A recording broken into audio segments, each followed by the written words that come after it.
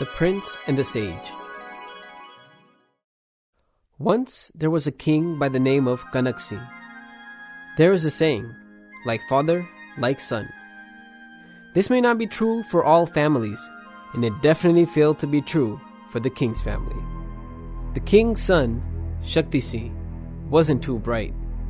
Therefore, the king was always worried about his son. One day, the king called his minister.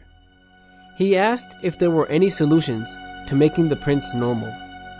Pondering for some time, the minister said, "On the outskirts of the kingdom, there is a river. On the banks of the river is a sage's ashram. People say that the sage is a very learned and noble person. Through his company, many people have changed their lives around. Therefore, we too should take the prince to the sage." The king liked this idea. He got his chariot ready and went to the sage's ashram. The sage welcomed the king. The king told the sage about his situation and asked for help. Taking some time to think, the sage agreed and asked for the prince to come to his ashram.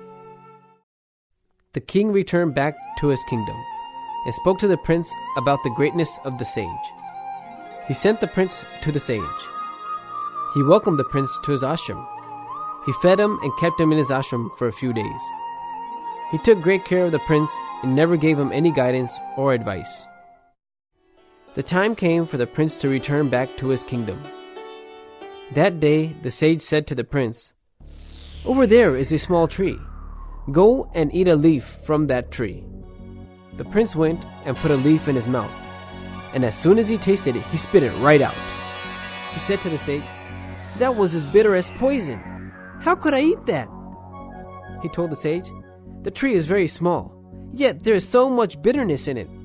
When it grows and it becomes a large tree, then how much more bitter will it become?"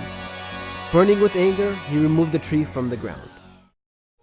The sage calmly said to him, "Have you ever thought about your own cruel nature? You're young right now, but like the small tree's bitterness, you're also very bad. When you grow older and become the king, how bad will you be then?